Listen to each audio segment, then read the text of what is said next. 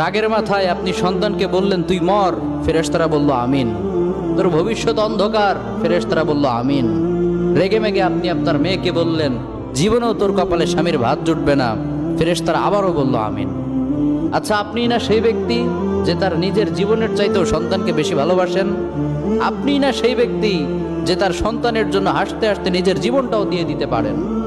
আপনি না সেই ব্যক্তি যে আল্লাহর কাছে নিজের চাইতেও সন্তানের জন্য বেশি দোয়া করে? তাহলে কি করে নিজের হাতে নিজের সন্তানের এত বড় ক্ষতি করতে পারলেন? Doesn't make any sense. Common sense বলতে কিচ্ছু নাই আপনাদের। আপনারা কি জানেন না আপনাদের রাগের মাথায় বদদোয়া করাগুলো ফেরেশতারা আমিন বলে? দাওয়াতুল ওয়ালিদ আলা ওয়ালাদি, বাবা মা তার সন্তানের জন্য যেই দোয়া করে সেটা ভালো হোক কিংবা বদদোয়া হোক, আল্লাহ সেটাই কবুল করে নেয়। এজন্য খবরদার, নেভার কার্স ইউর চিলড্রেন। রাগের মাথায় কখনো সন্তানকে অভিশাপ করবেন না। খুব বেশি রাগ উঠে গেলে তার জন্য উল্টা ভালো দোয়া করেন। কাবা শরীফের একজন ইমাম আছে, ইমাম আল কালবানি।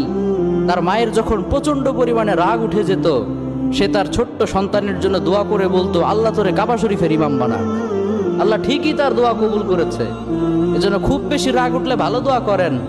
আপনার সন্তানকে বললেন আল্লাহ তোরে হেদায়েত করুক, আল্লাহ তোরে আরো বড় করুক, এরকম চমৎকার দোয়াগুলো করবেন।